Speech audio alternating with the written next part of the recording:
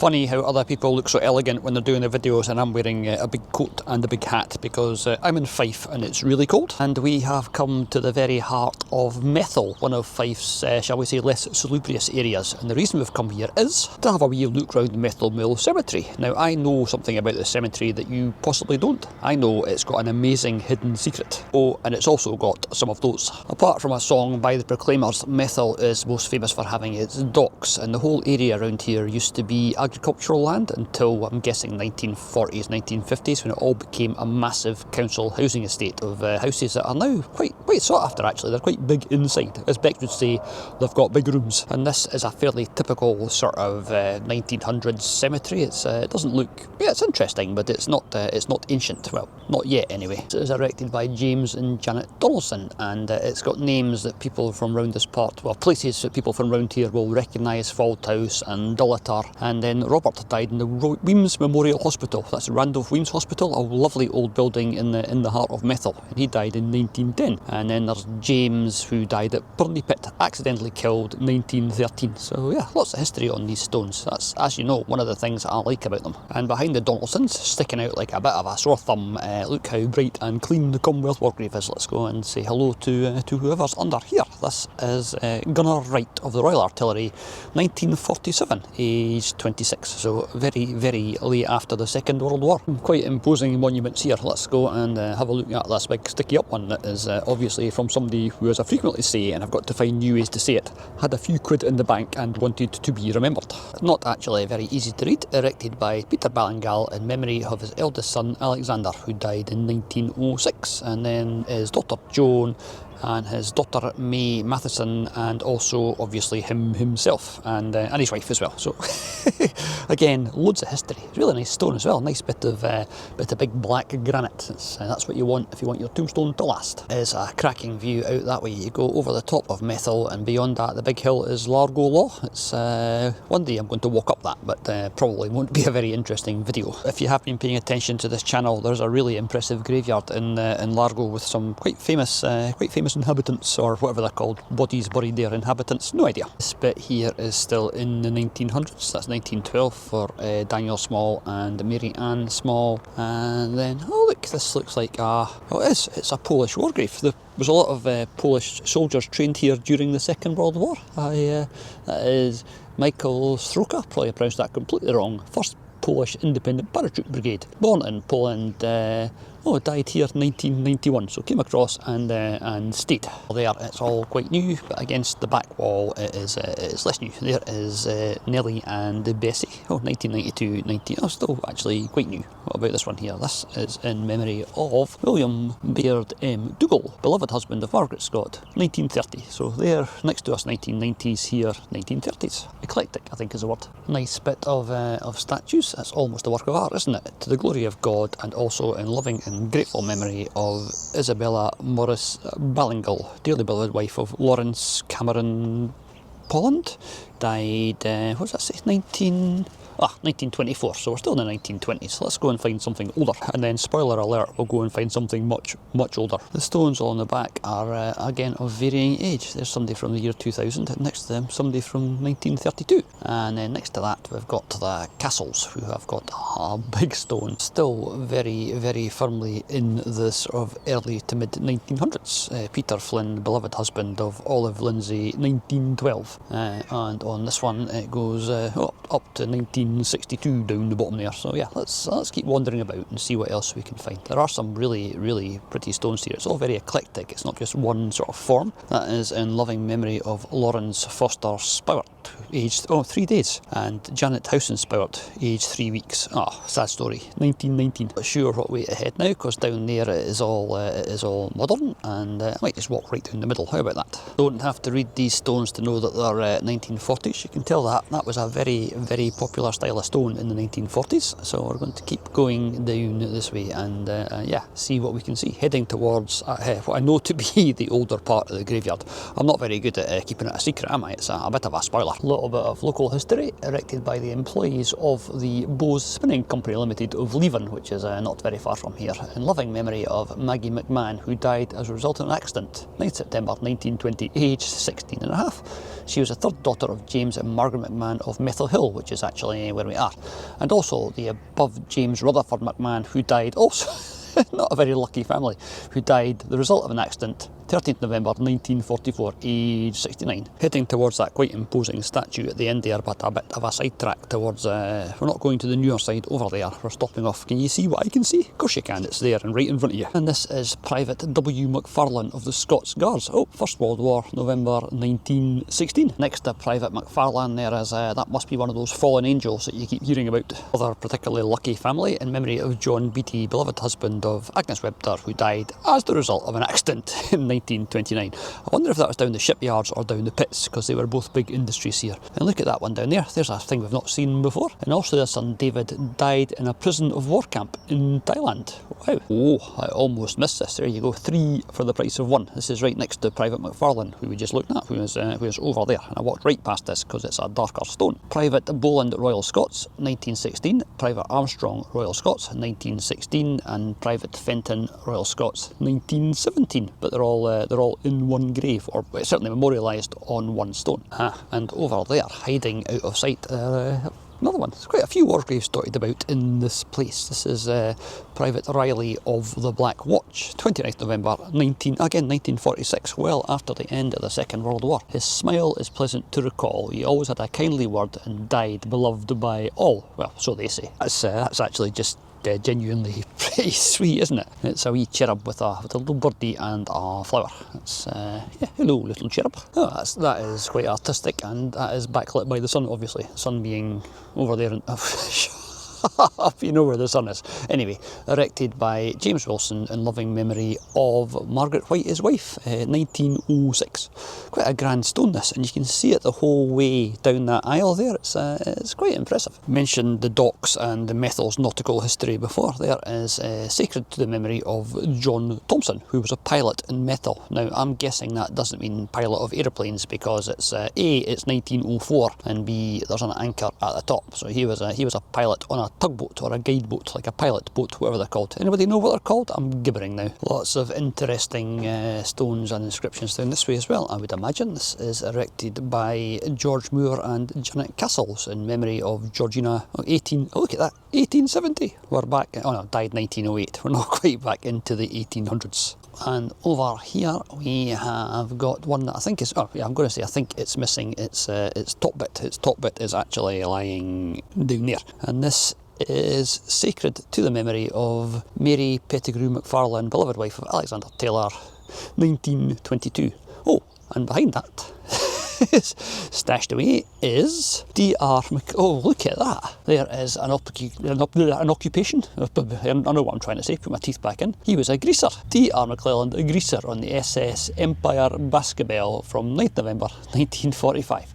We have never seen a greaser. Although I've whined about it being cold, it is a really, really beautiful day in Methil. I mean, look at that, that's a really nice picture. Almost artistic, almost, but not quite. I always look at this when you see the old and new all mixed together, if they've sort of just put new burials in the gaps between old burials, or if they reuse layers after a certain amount of time, I have no idea. Another war grave that is not a war grave. This is in memory of erected by William Brown, in memory of his eldest son, Thomas Brown, who died in 1903, aged 21, and his youngest son, Private 16753, David Brown, King's Own Scottish Borderers, KOSB, killed in France, 1916. And not that that hasn't been interesting, but we're heading down now to a really interesting part of this graveyard. A wee corner over here. That's the bit we've just been up there with all the all the gravestones, obviously. And there's a scattering down here, but they're all linked in ways that I'll show you when I eventually get there and stop gibbering. And you'll very quickly pick up the theme here. This is in memory of Captain Edward Jacobus Jan Sieck, first mate of the SS Brabo of Antwerp, who died again the result of an accident in 1942 from the owner and crew. And here's a war grave that is in need of some work. They will be replacing this at some point, because they replace all the ones as they start to wear out. But this is MN, is Merchant Navy. And this is Day Regan, able seaman, nothing funny about the word seaman, of the SS, and then you can't really see it, Borlac La Rouge from 1944, aged 37. So that's a war grave. And then over here, there's some more randoms scattered about. Let's go and see that. I love this bit of the cemetery. This is not the name of a local man. This is somebody who was here associated with the docks, died a long way from home. Stuart Hans A. Jacobson from 1942.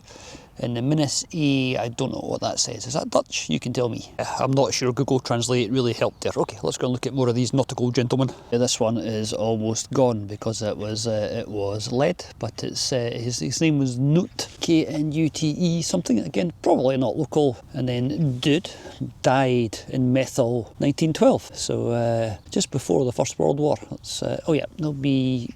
You can probably clear that off, but we don't do that. We don't go touching the stones if we can help it. This one is a bit of an imposter because that is, as far as I can see, not in any way nautical. Although his name was Adolf Ludwig Renstrom, so I wonder where he was from. Adolf. Well, I've got to say German. Am I being overly simplistic there? I don't know. If anybody wants to be really pedantic, they can say, oh, but that Adolf you're thinking about was actually Austrian. And I know this chap is from Norway, not just because I've just noticed it says Valdero Yada Norge, which is obviously Norway, but that bit at the bottom, Kvil I Fred, I remember from being there, because that is rest in peace. I just remember finding Fred quite amusing. And behind that, I'm guessing that says given from your comrades, or a gift from your, or endowed from your comrades, or something. That is German. You can Google Translate that yourself. I'm getting fed up trying to get my phone out because my fingers are cold. And another nautical gentleman, this time he is German. Here rests in God Hermann Brasset, ein German seaman from the FD Königsberg. Alright, and he died in 1927 in Methil. I wonder what he was doing here in 1927 in Methil. No idea. Interesting story to be told, I would imagine. This one I think is possibly Danish, just because it says for Dansk. I don't know. I don't really speak any foreign languages because I am British and we tend not to bother. But he is from the steamship DS Adolphi from Copenhagen. Yeah, he's from Vela in Denmark. I love the fact that I can't read any of this apart from it said he would be born in somewhere 1888, died at Kirkcaldy Hospital 1920. Doesn't translate into Danish or Norwegian because it says Kvil I Fred at the bottom there as well. And you can think, yes, that's all very nice and all. Well, I hope you think it's all very interesting, but yeah, there is a wee surprise, a wee sting in the tail, a wee thing in the corner. Over there, actually, literally in the corner. When Methil became quite a big place, it needed quite a big graveyard. But before it was a big place, it was a really sleepy wee place, at which point it only needed a really small graveyard. Can you see where we're going? Told you at the start there was a wee surprise. Well, I'm going to go and show you that now. Because hiding away around behind this hedge is Methil's old graveyard. Wait till you see this, you will quite like it. You go round past this hedge today, you'll find yourself looking at that. Ta-da! This is, oh, there's a little ginger pussycat over there. Hello, little ginger pussycat. If you look at this this graveyard from above, in fact, this is what it looks like from above. You can see this little corner is not part of the plan. A lot of the stones here are unfortunately lying face down, either through time or the local youth of the last 200 years. I call this study Obelisk and Sunbathing Cat. Hello, Sunbathing Cat. No, goodbye, Sunbathing Cat. Whoosh! The obelisk the cat was sitting beside is to Samuel Craig, a blacksmith who died in 1902. But as you can see, looking round, there are some much older stones here, so let's go and see what we can see. Told ya, in memory of, I think that's Janet Farmer, wife of John Weir, died 1875, and John Weir himself, who died in 1885, erected by their daughter Janet. And you can tell just by the shape that this is quite an old one, and it says 1828 on the top, which also tells you erected by David Davidson to the memory of his daughter who died in, well, 1828, I guess, yeah. February 1828. Over here there are more stones. I'm not going to keep banging on about how slate is a great thing to make your tombstone out of, but that is erected by Charles Neves Leven in memory of his children, who all died 1870s, 1871 there, etc. Lots of children, and that looks very old, but it doesn't have a date on it. DH and DH and IB, WH and EB. I figure it out for yourself. I don't know. I'm just gibbering again. 1856, some Margaret who died at Leslie. Leslie is a town just the other side of Glenrothes. Really nice graveyard there. We'll take you one day to Leslie, not to Glenrothes. There's nothing interesting in Glenrothes apart from some hippos. But we're not here to see hippos, we're here to have a look at gravestones. Erected by Robert Neves in memory of his children. Charles, who died 1845. George, who died 1899, aged 19 months. Annie Dora, who died 1903, aged 3.5 months. And Roberta, who died January 1912, aged 17 months. I wonder what the rest of that said. The city, boys and girls, something thereof. Another impressive family tombstone in memory of John Spence, who's a flax dresser who dressed flax, and he was from Kirkland, and Kirkland is a place nearby because to get to this graveyard you drive along Kirkland Walk, and then there's a Kirkland mini market where we drop off our eBay sales. And this stone, for a bit of extra interest, was erected by Alexander D. Spence, USA, and R. Coots from Gilry, and it was built by W. Henderson from Kirkcaldy. Built, carved, you know what I mean. Quite a lot of interesting things to see in here that you can't get into because they've got a big fence around it. But look at that, how's that for a little epitaph? Beneath this marble are interred the remains of John Peter, actually up on the thing, don't know. Child of most excellent disposition and graceful comeliness, born the 30th day of January in the year of eternal salvation, 1808, and died on the 4th day of August, 1814. But look at the things round about it. There's in loving memory of Aunt Alice, died 8th of August 18 something, Auf Wiedersehen, RIP, in loving memory of Annette, and I can't read anything else on that. And a couple of big marble plaques as well that are also out of my visual range. I've saved what I think is the oldest for last. Janet Stevenson, spouse of Robert Wood, who died December, and you can't quite make it out, but I think that says 1771, certainly 17 something. And then I've been trying to read this bit, and you guys can, I'm going to actually not talk so much here, but that looks to me like it said, skinworms destroyed the body. Skinworms destroyed the body? I'll have to Google that and see if it's part of a biblical quote or something, or if it's just the way that she died. Ew, skinworms. 1904 seems positively recent. Erected in memory of John Adamson, a millwright in Methilmill who died in 1800, almost in the 1700s, but not quite. Erected by his widow, also the widow who died in 1810. An interesting wee bit of local history, if you're interested in wee bits of local history. There's a metal brick. They were actually made in what is now effectively our back garden. I call it that, it sounds a bit grand. It's actually a big bit of waste ground behind our house. Used to be the brickworks. We're nearly done, you'll be pleased to hear, or possibly not, in memory of Alexander Mallingal, who died in 1862, age 58, and Janet, his wife, who died 1880. And then I'm heading back this way, teasing you with the scroll top tombstones behind it. There is erected by John Swine in Methilmill, in memory of his wife Margaret, who died 1812, aged 40. And then behind that, there's another scroll top one. This one is from 1824, as it says at the top, in memory of David Storren, who died 20th of January 1801, aged 32 years. Oh, and this one is going back to 1820, it says at the top, but it says erected by William Swine in Methilmill, in memory of his father James Swine, who died 9th November 1775. So although it says 1775, we can't claim it as a 1700 stone because it says 1820 at the top. A 50 over there, so I'm guessing it's 1850, erected by John Webster Innerleven, late gunner of HMR Cruiser, in memory of his father and mother, his son and 2 wives, hopefully not at the same time. HMR Cruiser? No idea, I'll have to Google that as well, or you can Google it, I'm not doing all the work for you. And the last one is David Mainlin Marlin in Kirkland, in the memory of his children, and there's Thomas, John and William, none of whom made it to what you'd call a great age. And probably last, erected by his shipmates and workmen of Methil Dock, to the memory of Thomas Robertson, aged 19, who was drowned on board the dredger Beaufort when forming the entrance channel of that dock on the 30th of December 1886, and also his parents. See that? That is a proper wee bit of local history about the docks. In fact, I think now that we're expanding the scope of this channel a little bit, I'll take you from here and we'll go down and have a wee look round the docks where a lot of these people either met their end or certainly brought back, and I would imagine where quite a lot of accidents happened. So we've come down a little bit from Methilmill, which is up behind me, funnily enough, on the hill, to a place that you saw mentioned quite a lot on those gravestones, because the beating heart of that community up there was 2 things. It was the coal mine and it was the docks.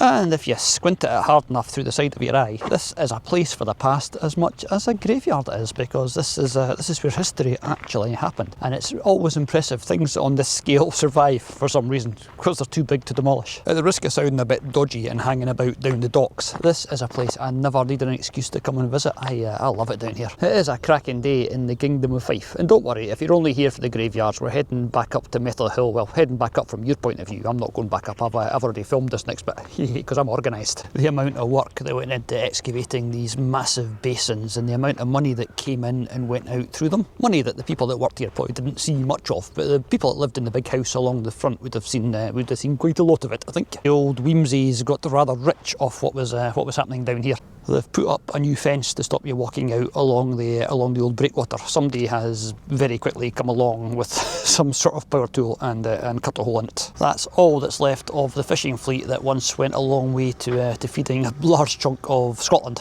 heading down towards the very end of the breakwater on the entrance channel. This is the channel where that chap whose grave we saw up there was digging when he died. Right, walked right out to the end of the jetty just because this is my thinking space, and now we're going to head back up to the graveyard, as I said earlier.